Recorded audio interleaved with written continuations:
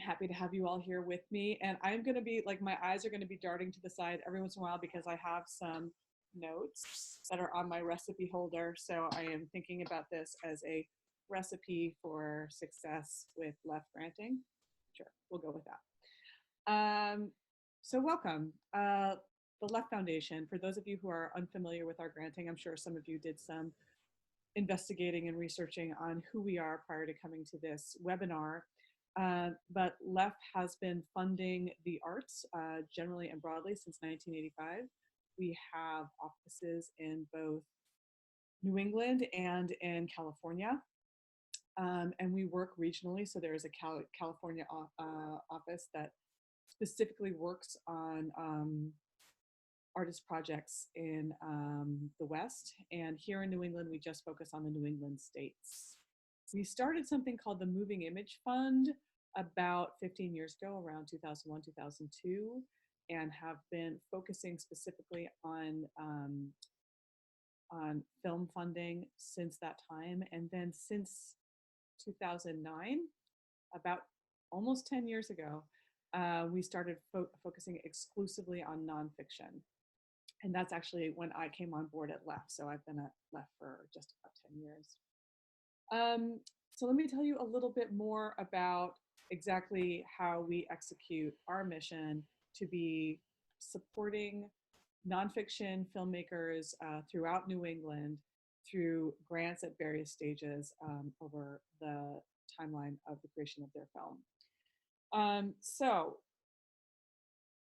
the Moving Image Fund has, over the last 15 years, granted between $4.5 and $5 million to local filmmakers. So we are, what I can say is our hope is that we are providing fuel to help the ecosystem of creatives in New England to be living in New England and making their work here. And that's really core to our mission, to be supporting just New England-based documentary filmmakers. I feel like I should never say fuel and ecosystem together again, so I'm going to work on that. So what are we looking for mostly in the terms of the films that we support? We are looking at the quality of cinematic voice and vision. We are looking at the relevance or timeliness of the material of the film. We're definitely looking at feasibility. Is this the right team to be making this film, and do they know how to execute the plan that they lay out in their grant? And we're also looking for, originality and high quality material. So we fund films at 3 different stages. At the pre-production stage, we have a $5,000 award. At production, $15,000, and at post-production, we award $25,000. For post-production grantees, they need to have been a prior grantee at one of the 2 earlier stages in order to be eligible for our funding. However, we understand that the boundaries between these categories of pre-production or development, production, and post-production can be a little bit fluid. And so we are willing to talk to and work with filmmakers about exactly where they are at in the development of their film so that we can see what category best fits their needs. To talk a little bit more too about just the kind of content that we're really inspired by, we really are looking to follow the lead of artists. So we're excited about those artists who are pushing the genre of the nonfiction form, who are experimenting with storytelling, who really want to demonstrate a strong individual artistic voice through their nonfiction storytelling. So that's something that really excites us. We're compelled by New England-based content. This is our home. This is the place that we really are investing most of our time and our investment. So we're compelled by material that is specific to New England, but the films that we support are happening all over the world. We're really most interested in having the artists living here. We are also really interested in those films that are pushing boundaries in terms of content. Those films that are handling subject matter that we've not seen handled in nonfiction before, handling controversial subject matter. But I think it's important as well to know, like, how does that balance against like what we're not looking for, because I think that that can be a little bit confusing. So to give you a sense of what we mean by, genre pushing, or being kind of formally experimental, what we don't fund are those films that are more journalistic in their approach.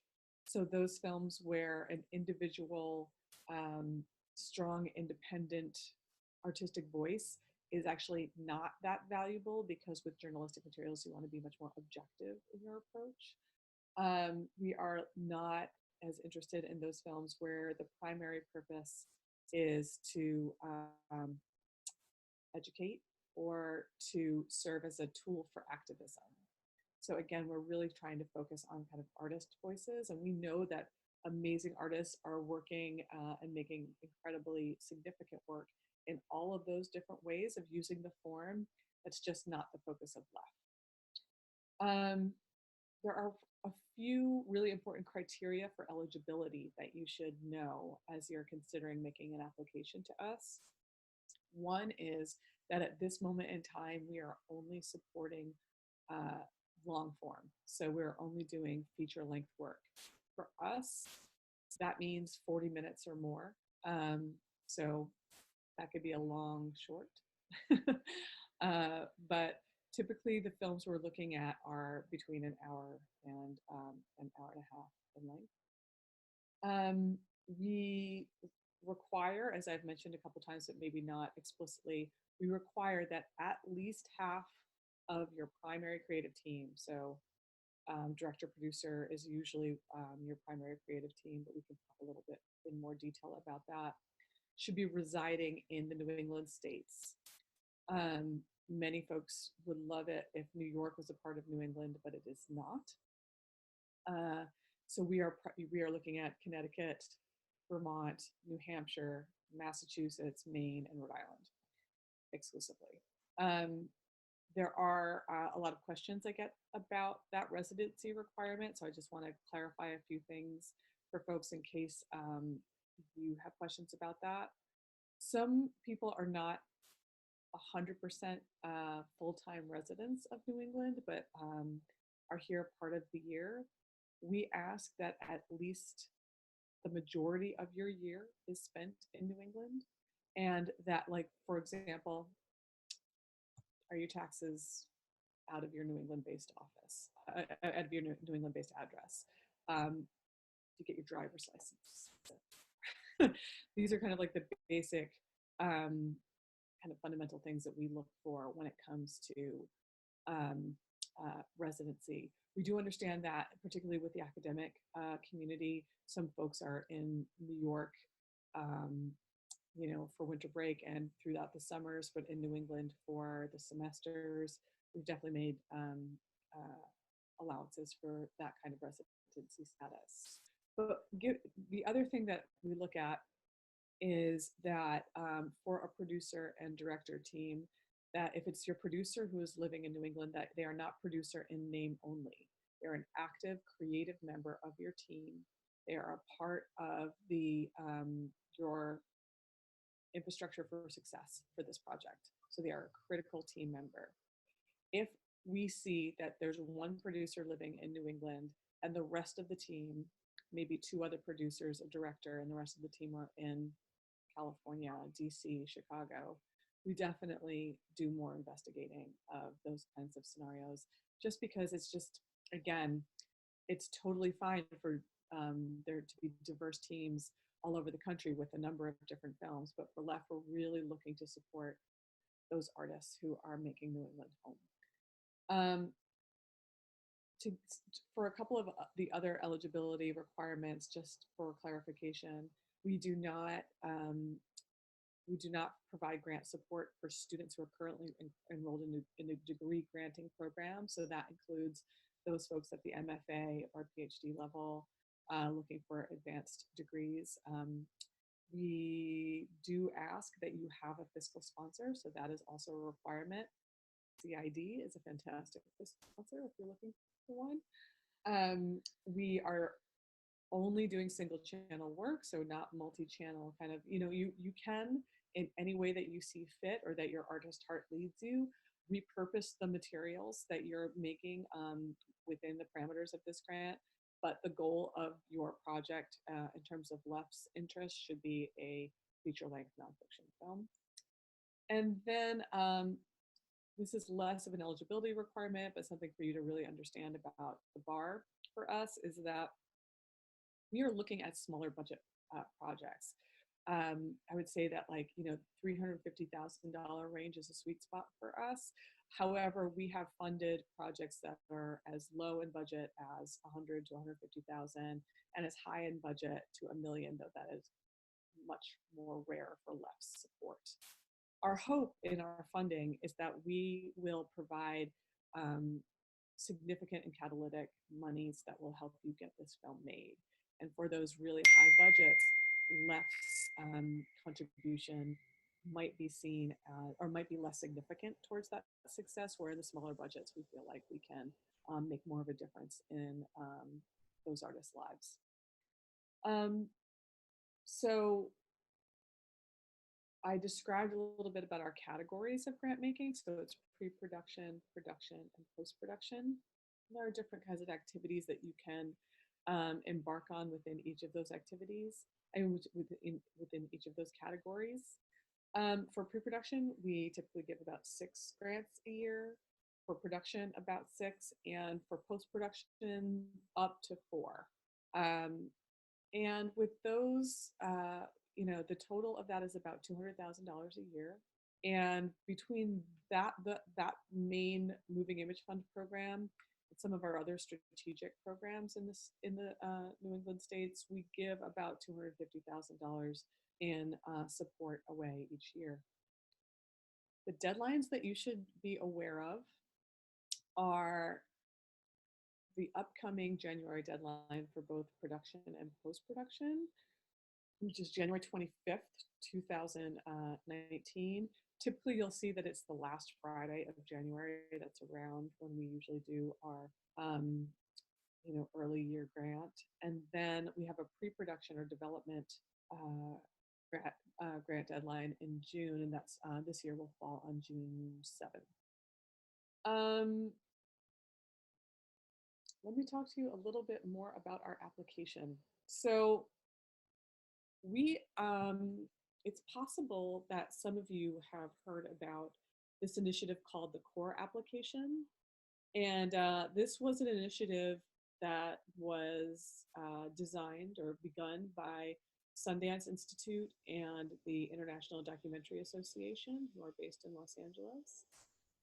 The goal with the CORE application, and I'm sure many of you suffer from this on your own often, when you are trying to cast your grants net broadly and try to see to be able to put the time in to write 40 or 50 applications when it's a different set of questions for every single organization can be quite onerous. The return or reward is actually quite small. And, foundations are really, we were listening to artists and we were hearing that was taking away from your ability to actually get the work done and funded. So there are about 20 of us now using what is called the CORE application. And LEF were among the very first adopters of this initiative. So this is basically, we, along with these 20 other organizations, have agreed to ask the same set of questions so that artists can reuse, or reuse the same templates. Many of these organizations have 1 or 2 questions that are very specific to their grant focus, and that's fine, but the majority of the questions that you'll be seeing, or the majority of the answers especially that you need to provide, will be the same among many of these organizations. So what are the kinds of questions that we ask for in the application? What we ask for primarily, first of all, just like kind of a general project description. In the project description, what we really want to hear about is not just a description of your subject matter, but what's the story of the film? What is the journey you're taking us on? We do want to get a sense of the overall subject matter. We'd like to get an understanding of why this is meaningful to you. But in addition to understanding the subject matter in depth, we want to understand what the audience is going to be experiencing on screen and how they'll be traveling through the story.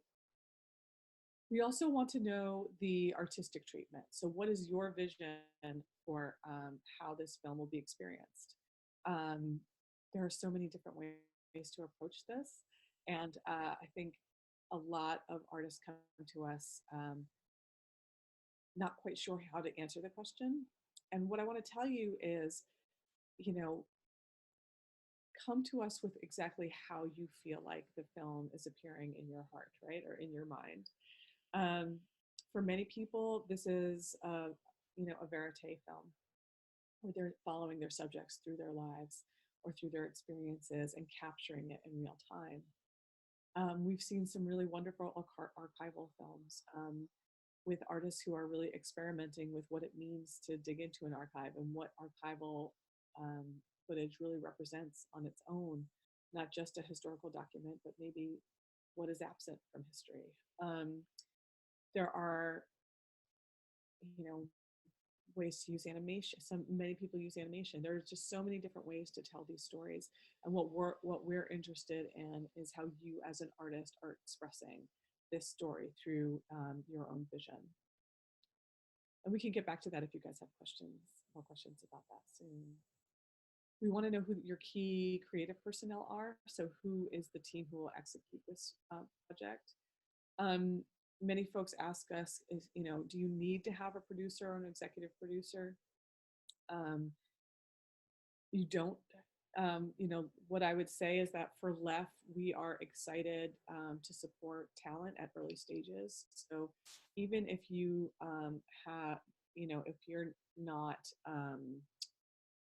if you're not yet have completed your team building, we are still interested in seeing the project.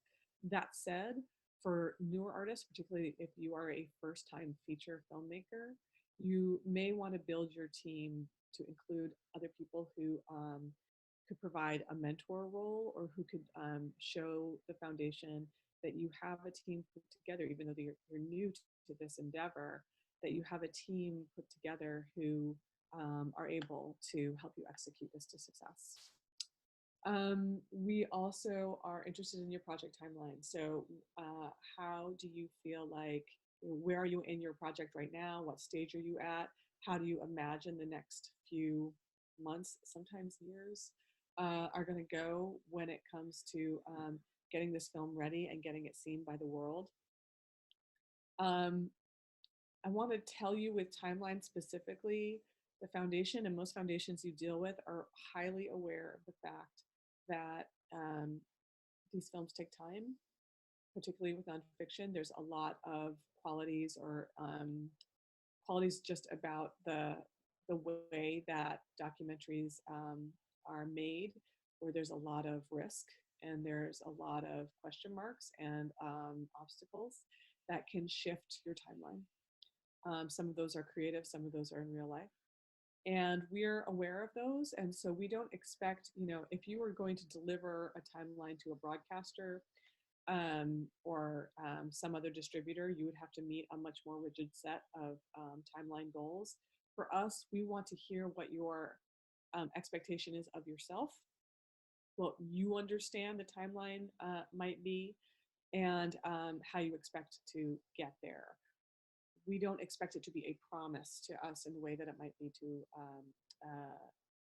a distributor, but we do want to see promise in how you are able to plan and execute the film, if that makes sense. As I mentioned before, we would like to understand more about your fiscal sponsor, but we also want to understand your fundraising strategy. And I would say that this is often a question that goes either unanswered on some of the applications we see, or maybe under-realized. it's important for us to know, particularly if you're coming to us with a film that's a $400,000 budget feature film, that you have a plan for how you're going to raise that money or how you're going to accomplish the goal of finishing this film if you can't. So, giving us that plan and letting us know exactly how you hope to raise those dollars helps us with specifically the question or the criteria of review, which is about feasibility. Do they know what it's going to take to get this film made? So it is a very important question for you to respond to. Important for us today is to understand that for our pre-production deadline, it is a one stage application. You just submit and then it's reviewed and you get your response within about 2 months. We're really actually pretty good at the pre-production stage to respond quite quickly. At the production and post-production stage of review, we are looking at a two-stage process. So the first stage is more like a letter of inquiry. It's a kind of shorter portion of the list of questions that you'll see through the core application. And then if you are invited to come forward to the full jury review, you will be asked to answer a second set of questions. And that second set of questions allows you to edit and update any materials you had submitted to us before and answer this new set of questions that gives us more detail about your plans for this film, including how you plan to distribute it, who you feel like your audience is, etc. With that two-stage review, we then, after the second stage, bring it to a jury. We have a jury who is a small jury that we bring from outside of New England. We have actually, that's not 100% true. We have one member of our jury at least every year who is a New England-based artist. We feel like it's important for our jury to have the perspective of what it's like to make media here, the unique challenges of that, and who may have some familiarity with these projects and teams. And then we bring in 2 other outside jury members to review the work. We feel like it's important for the community to understand that as much as we are enthusiastic facilitators of this process and we want to be deeply investing in this community, that we are not the final arbiters of the decision-making process of who awarded grant making. We leave that to a group of experts that help inform our process. These experts are filmmakers, award-winning filmmakers, programmers, broadcasters, distributors, film critics, other artists in the field, editors, cinematographers. We bring in a good balance, we think, of creative voices, academic voices, industry voices, to create a mix where the work being reviewed has kind of a fair hearing with the different perspectives in the room. We make sure that this jury is diverse in other ways too, in terms of race, gender, sexual identity, etc. We really want to see a jury pool that brings in a number of different skill sets and perspectives to this process. I think the question that we get asked more than anything else is what makes a success successful. So you are expected with the LEF Foundation to submit a sample at every stage of your request. So at pre-production, we ask, even at early stages, for up to 10 minutes of sample material. And then at post-production at the letter of intent stage, you submit up to 10 minutes. If you are in post-production and invited to second stage review, you would need to provide at least 20 minutes of material. So let me explain a little bit about what we see in these samples and how you might put your best foot forward. For pre-production, we understand that you may not even have a trailer yet, and often what you're looking to from us is to help provide the funding necessary to create that. So we understand that we may be just seeing a research reel, maybe an in-depth character study, that we may be seeing for those archival films, like a sampling of the materials at hand. We understand that it will be rough and that it will not necessarily have the polish required at later stages, but we do want to see kind of the promise of the work and what the material is at hand, and a little bit of your shooting style.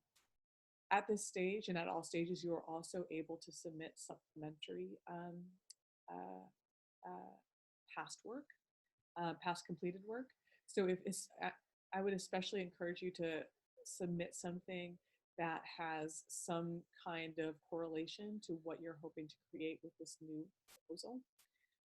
So for example, if you were to submit, if you are making a request for pre-production funding on a verite film that you're shooting yourself, I would not submit an archival and historical film that you are a co-producer on, because it will not be relevant to our examination of your artistry and your vision.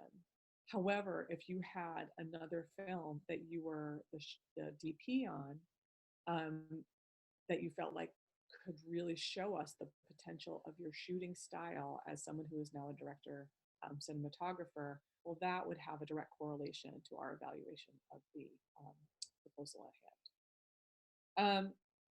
Again, for production and post production, I think we do expect a greater degree of polish. Those deadlines are incredibly competitive, and what I see typically work is many people will submit a trailer, and trailers can be very useful when giving us the full scope of the storytelling experience. However, it doesn't really give us a good read on how the film will be experienced by the audience. So what I typically recommend and what I see work best in reviews is for you to submit a scene or two scenes that you feel like communicates some of the style and some of the potential of the film, particularly if you have really dynamic characters that you want to show us, or if you have, um, an important recent scene that you had shot that maybe is roughly edited, but you felt like you really needed to share it with us. These things would be great. If you want to do a trailer in addition to that, I would encourage you to do it. But I would say that more often I see people become enthusiastic with those with footage that feels more like the film itself and less like a music video of the film, which is what a trailer can often be. Um, in terms of um, the post production, with 20 minutes, you don't necessarily have to give us like 20 strung out contiguous minutes. You could supply us with a few different scenes with cards in between. But we are happy to work with you when you are trying to determine what your best foot forward might be. And I think in terms of samples as well, what are your film's best strengths? Like, what's the material that's drawing you to the film? That's what's going to draw the jury to the film as well. So whatever's exciting you most is likely what you should go forward with. As I've mentioned before, these are incredibly competitive deadlines, but less competitive than some of your other like larger funders who have national and international grantee pools or I'm sorry, proposal pools. So, for example, like Sundance or Tribeca or the IDA, these folks are getting anywhere between chicken and egg for the women filmmakers. They're getting between 500 and 1,000 applications a year. Where at LEF, we're getting much more in the 150 range. Again, still very competitive since in total we make about 16 grants a year. However, the ratio is, or the percentage chance is way higher to receive funding than in some of the other pools. So again, given that level of competition, come forward with the stuff that excites you the most. In terms of your proposal overall, your sample definitely speaks very loudly. So you want to spend a lot of time on making sure that that sample, test it with friends, with other filmmakers, see if you think it's working outside of just kind of your own edit suite, which I know is something that we all need time to break out of. With your proposal, we we expect a really strong argument, but a strong sample speaks louder than a strong proposal. Like a really strong proposal with a weak sample will not be likely to move forward. I feel like that's all I have. Do I have anything else? I am assuming that many of you guys have questions. Um, Feel free to start asking them. Mira has instructed me, because I am elderly, how to use Zoom, uh, so that I can see your questions. But I'm hoping that some of what I was able to share today gave you a good overview of LEF and how we approach our grant making. I don't know, Mira, what do you think? It looks like Kristen just sent in one question. Oh, great. What are some common mistakes that are made in the application process? Okay, great. So, common mistakes made in the application process. I mean, I think one of the biggest ones, well, other than people saying they're from New England who are not, one of the biggest questions that we have, some of the major mistakes that we see made are essentially just not filling out all the questions and not planning ahead of time for, example, to get a fiscal sponsor. That can take upwards of 1 or 2 months to make sure that you have that in place. So make sure that you're doing that way ahead of time, so you're not caught up in that kind of rush to get your fiscal sponsorship together. I would say that it's not often that we get that many mistakes. I think an important thing to convey to you guys is that a lot of times people think about their proposals, especially when there's a rejection, that it was about how they measured up against the criteria, and they look at the criteria and they say, but I am a New England based filmmaker and I am making genre pushing work and I am doing this and this and this. Well, in addition to you being measured up against the criteria itself, you are also you're in conversation with a number of other artists who are making work right now, so, and whose films may be like more timely for some reason or might have a sense of urgency. So I think the most important thing for you to do is make your best argument at that moment. Make sure that you are that you're being really clear in your language. I definitely see filmmakers who make assumptions about what the jury understands about what they're communicating. That's not always fully clear to the jury. And to, I would, if you are able to, get together with some other filmmaker friends and edit each other's work.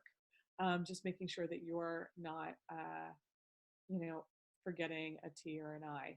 I know it's hard sometimes to plan ahead to do that, but I definitely would encourage you to do it. I'm seeing Liz, I think, ask, you described some of the films that you don't find as journalistic. Can you describe that in more detail? Um, I'm, I'm happy to. So, what journalistic work, as I understand it, is its primary objective is to be much more.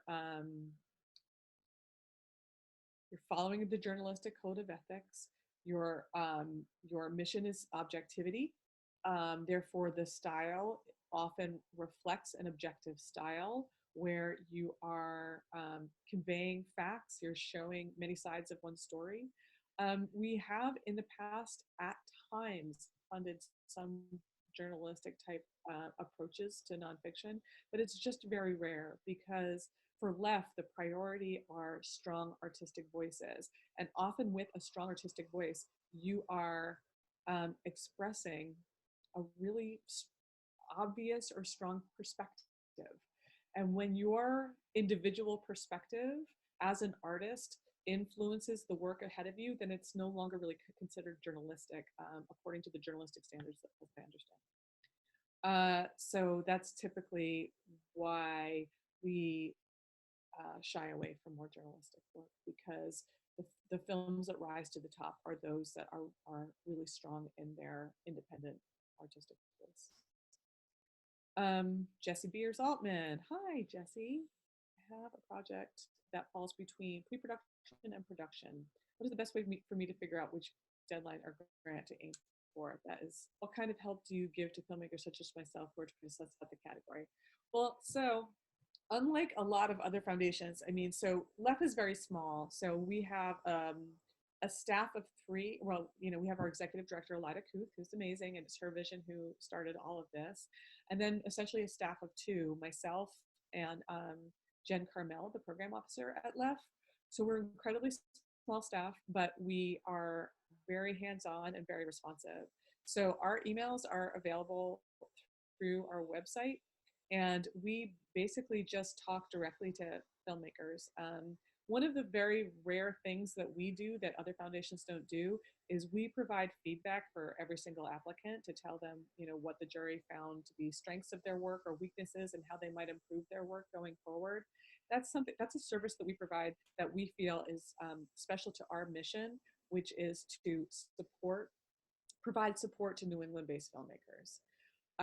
So we're happy to give that kind of feedback, and we will consult with you prior to your application if you feel like you have questions about whether or not you're at pre-production or production. Just I really appreciate your conundrum, because sometimes you just start and then you're in production, right? I mean, so there you are. So what part of it is pre? I feel like your biggest indicators about when you're done with pre-production is when you have a really good sense of, you know, who are your characters, what's your timeline, who you're following, who's your team, what's your budget. Like, you have gone through all the, or not all, because many of these things continue to shift, but you've basically asked yourself the major questions about what your risk taking is on this project, what the story is lying ahead, and you have kind of your timeline and your goals set. So at the end of pre-production, you should have a better sense of the architecture of what this project will be. And I guess another really good indicator is, do you have a fundraising trailer that's going to help you bring the film out and test it with other funders or investors? And I think like having a trailer is also a good indication that you know the story that you're telling, that you have the materials that you need to go bring it out to the larger marketplace and to try to raise the funds that you need to make the film. Debbie, I came in late to the presentation. When we get funding, does LEF distribute the funding? The grants are made through the LEF Foundation. What we do is we then, if an award is made, we send that award over to your fiscal sponsor, and your fiscal sponsor is the responsible financial entity for those funds. So your relationship is then with the fiscal sponsor on the disbursement of those funds. I hope that answers your question. Mark, can you please talk a bit about genre pushing? It seems like an important criteria for LEF. Any LEF-funded films we should check out that are good examples of genre pushing? Absolutely. So what we mean by genre pushing, I mean, we are very kind of loose with that term. We are excited about those artists who are looking at the nonfiction forum and trying to bring fresh perspectives to it. So, for example, we have provided major funding to a lot of the films that have come out of the Sensory Ethnography Lab, which I think actually doesn't even really exist in name anymore at Harvard University. So films like Sweetgrass or Leviathan by Lucien Castaigne-Taylor. Elisa Barbash was his collaborator on Sweetgrass, and Raina Paravel was his collaborator on Leviathan. We were funders on The Iron Ministry by J.P. Snidecki. And these are very kind of experiential films that really try to put you in, as they say, they're putting you in a sensory experience.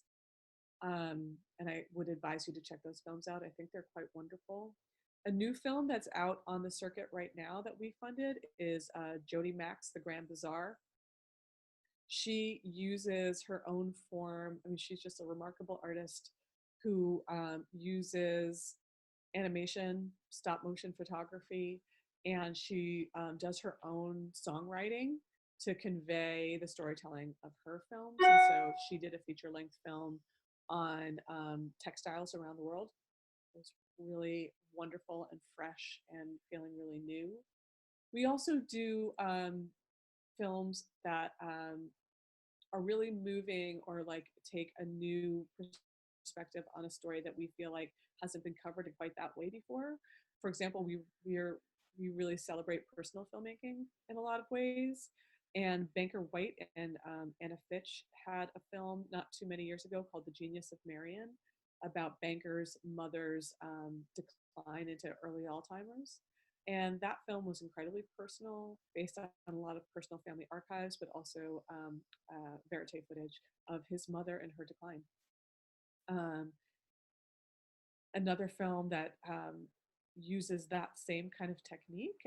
It's a sad film, but really wonderful and so emotionally fresh feeling is Exit Music by Cameron Mullenhour. Um, and her film premiered at Hot Docs this past spring. And this is deep immersion into one young man's decision to end his treatment for cystic fibrosis. Uh, he himself was an animator. His father was an artist, and he was also Ethan, the subject of the film, was also a musician. So the filmmaker collaborated with him using his own music and animation to help tell the story. So as I describe these things that are genre pushing, these are things that you're not going to see in your kind of historical PBS documentary, these approaches, or it's less likely. Those becoming more welcome in the field now. Um, these are things that you don't typically see at your Cinemaplex, but they are those artists who are really trying to use the nonfiction form in fresh and meaningful ways that are appropriate to the stories they're trying to tell. Bye, Rhonda. Rhonda says bye to everyone. She had to run. Oh yes, Exit Music that I'm talking about is playing this Friday at through the Globe Docs Film Festival. Globe Docs has a really great lineup this year, and that's playing Friday. And the filmmaker is showing up, and some of the family members are showing up. And I believe that film is at 7:30 at the Brattle on Friday. So for those of you in Boston, go check it out because it's a quite remarkable film. And there's another film actually at Globe Docs tonight that I think is really worth watching. Oh yeah, go ahead. All of us are, well, the film that's playing tonight is The Feeling That's Being Washed, about one Muslim American community's longtime surveillance by the FBI. And I think this is an interesting film that rides that line between journalism and personal documentary, and really looking at like the way the camera thinks about surveillance through her own, Asia's own vision for how her camera person should be used versus the footage that she was then also sourcing from. Anyway, tonight's film is at 7 o'clock at Coolidge Corner, and that's a good one that kind of shows you like where are where are those kind of fuzzy borders between journalism and personal doc. That's kind of fun. Okay. Susie Walsh, we are so grateful for the funding support that LES has given over the years, but you have also done many other things to support the production environment here in New England. I know you have also recently been out at Getting Real. Can you give us your brief takeaways from that? Oh, yeah. Oh, so there are a couple of other programs that we do at LEF Foundation. For example, we have 4 fellowships that we give every year to the Flaherty Film Seminar. I will tell you that every single filmmaker that we have sent to the Flaherty has come back absolutely transformed with real meaningful reflections on their own work, connections with programmers, connections with other filmmakers. They just, and it's really, sometimes it's about their own film, but really sometimes it's just about their own artistic development. And that's been really exciting to see. Um, we also support the Canada International Film Festival's Points North Forum. So we were the founding funders on that program, and this has been really, it's grown so much in the last 10 years. And what I would say is what's really interesting for those folks, those folks who attend Camden, is you get really one-on-one exposure with industry professionals. There's a lot of really wonderful workshops. And we have started a new program for LEF grantees in post-production to start doing one-on-one meetings with broadcasters, funders, and other supporters. So at LEF, once you are you've come in and have been awarded some grant support, we are able to provide other kinds of support to you as a filmmaker, but we also try to support the community at large through initiatives like the Camden International Film Festival. We also, one of our major programs is the Dockyard that happens at the Brattle every 2 weeks. And this is our opportunity to show you what we think is some of the most exciting films that have been out on the circuit in the last 2 years, and bring those artists in to talk to New England-based filmmakers about craft and ethics and other questions that are posed to documentary filmmakers every day. So we try to help inspire dialogue in that way.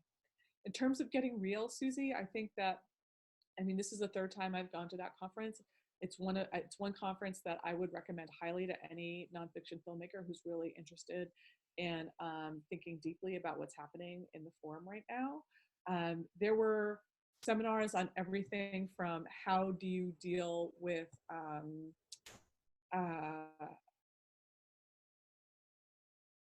recreations, how do you think about, how do you work with an editor, how do you think about score, legal issues, how to be deposed.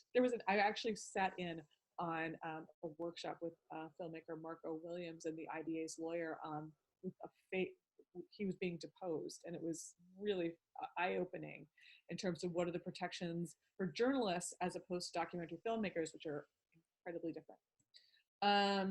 But one of the big takeaways from Getting Real this year is about how we really need to think about the different perspectives in this industry. Who are the gatekeepers? We need to rethink our way through race, gender, and sexual identity in terms of who has power and who's welcome at the table. This is work that I think in many ways the nonfiction film does better than other parts of the media industry, but we have far to go. And I felt that voice very loudly at the conference this year. A couple of other questions. To hesitant applicants out there, LEF's feedback on our less than successful submission has always helped us revise our project in important ways. Oh, that's good to hear. Yeah, I mean, as David is mentioning, you know, it's difficult. It's still very competitive to get a LEF grant, but we want to be in community with you. We want to connect with you. We want to know what you're up to and what you're doing next. I think it's important for you to know, not just from LEF, but from many of the funders out there, a no right now doesn't mean a no always. We, especially at LEF, are invested in this community of New England filmmakers. So we want to know about what you're doing, and please continue to bring us your projects and reach out. From Debbie, are there current documentaries online you recommend for us to see, since I cannot go to the Boston Globe Doc Film Fest? That's a great question. I mean, you're going to be seeing right now, I think, an absolute required viewing for everybody, which I think is on Netflix right now, is Yancey Ford's Strong Island. That is not a LEF funded film, but we did bring it through the Dockyard, and it's a remarkable feat in personal nonfiction storytelling with really creative approaches to the work. And I think that Yancey's voice in this industry is significant and wonderful one. What a generous and thoughtful filmmaker. So definitely watch his film on Netflix. trying to think of other ones because, you know, when you're asked a direct question, you can't think of any answers to it. But what else of LEF's is out right now? Well, I mean, there are a few films that are going to be coming out on Independent Lens this fall and actually probably in the coming weeks. Exit Music is one of them. So you'll be seeing Exit Music on, I believe, on Independent Lens, but on PBS this fall. Another is Dawnland by I don't. Debbie's asking if it's YouTube or Amazon Prime. I don't know, but PBS is available to everyone, I believe. Dawnland, which is by Ben Pender-Cudlip and Adam Mazzo, and Chico Colvard's Black Memorabilia will also be showing on PBS this fall. So those are 3 LEF-funded films that will be on PBS in the coming months. And hopefully you can get to see some of them. Any other questions, folks? Did I cover everything?